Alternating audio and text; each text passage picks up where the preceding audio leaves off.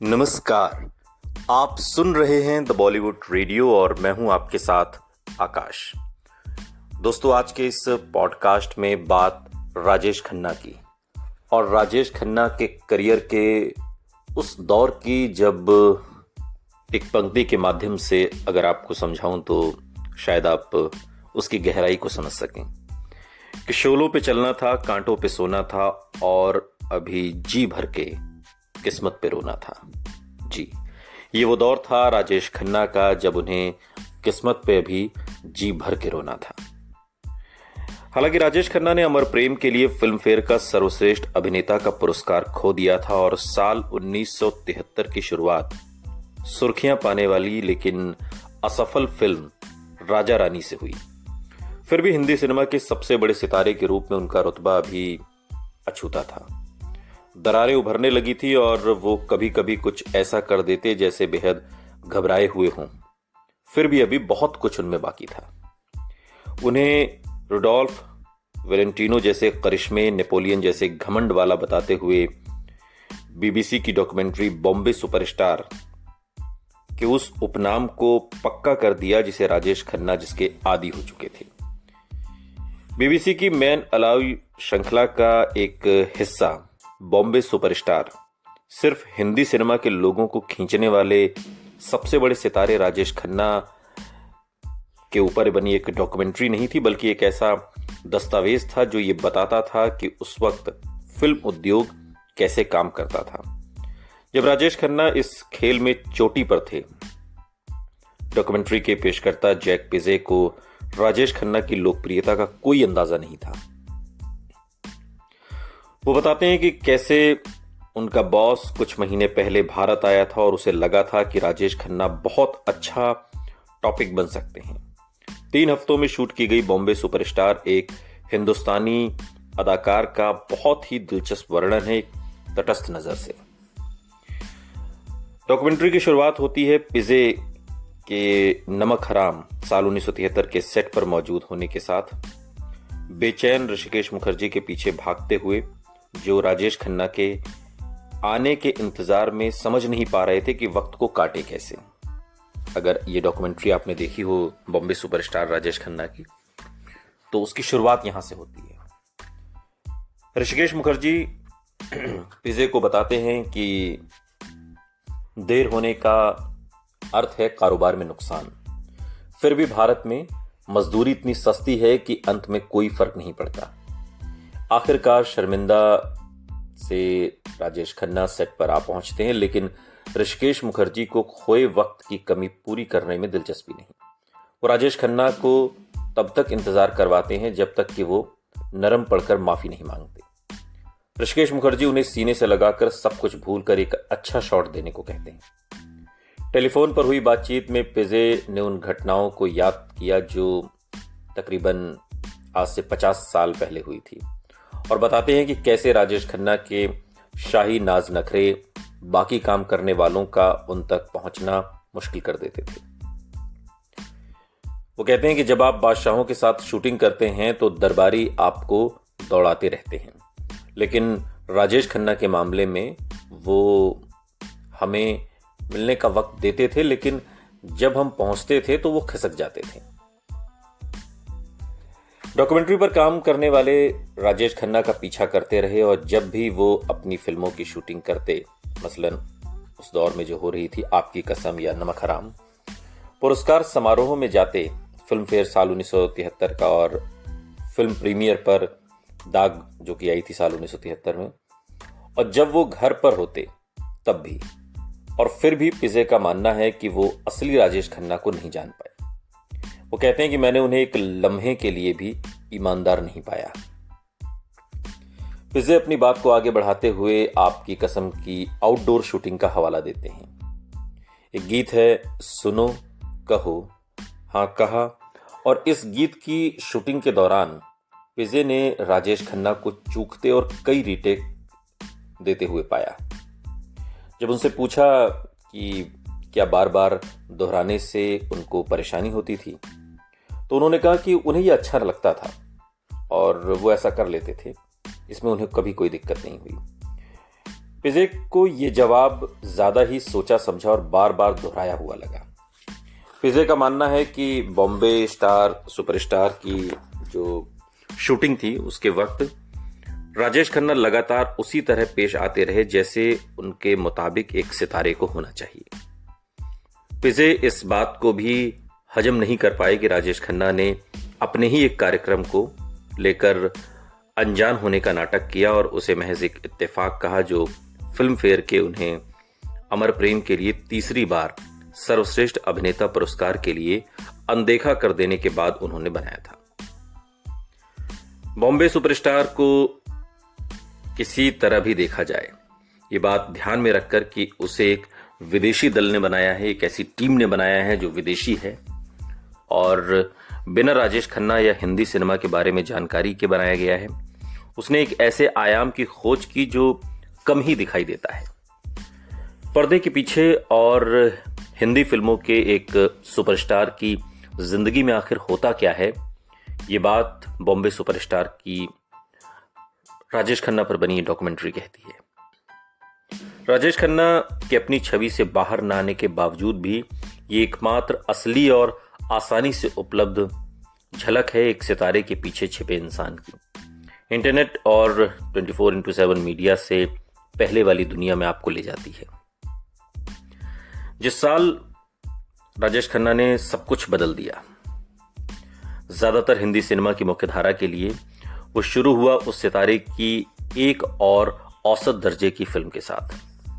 राजा रानी में वो शर्मिला टैगोर के साथ थे, उनकी पहली बड़ी सफल फिल्म की नायिका, और उसे लिखा और निर्देशित किया था आराधना के लेखक ने।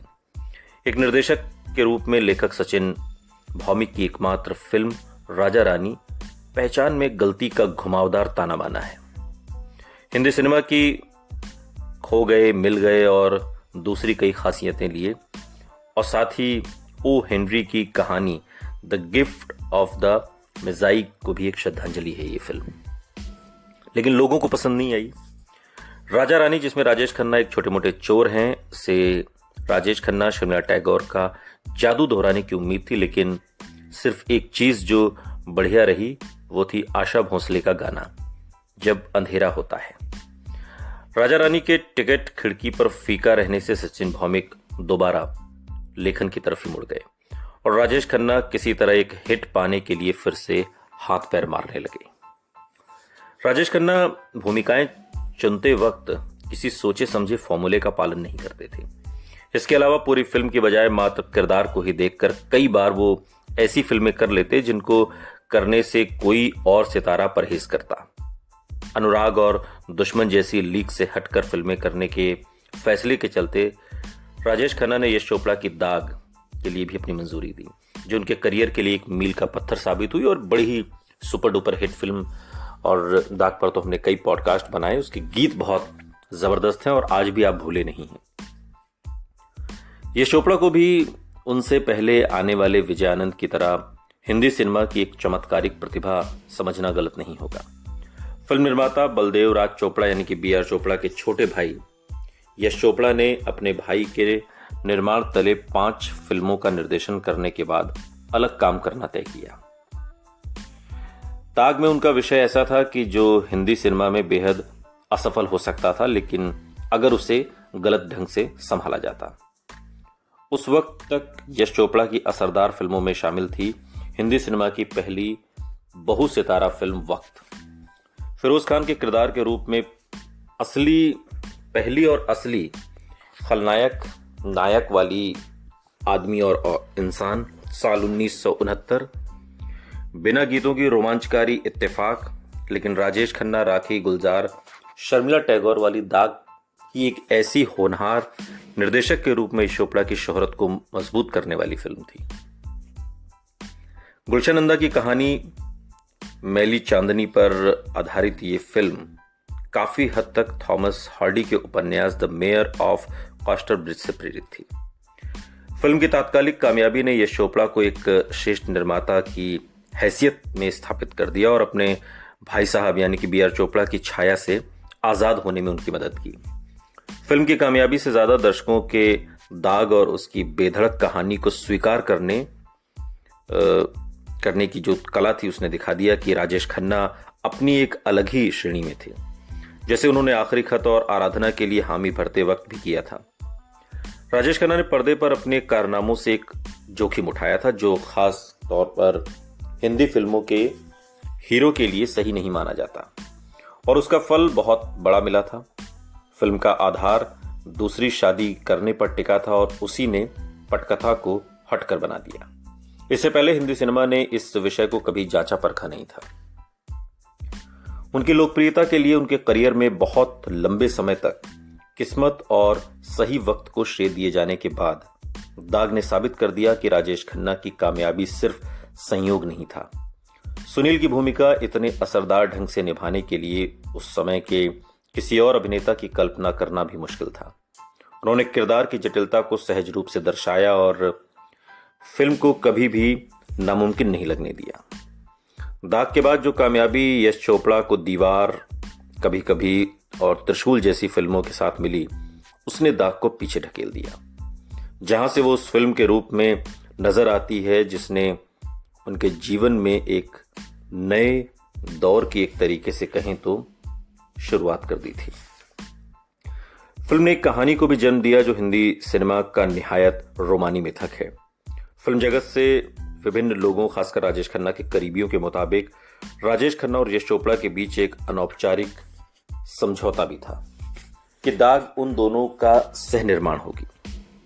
हालांकि यश चोपड़ा अपने भाई बीआर चोपड़ा की तरह औपचारिक रूप से यश चोपड़ा थे, फिर भी कई लोगों का मानना था कि यश राज फिल्म्स में राज राजेश खन्ना का प्रतीक है। यश यानी कि यश चोपड़ा, राज यानी कि राजेश खन्ना।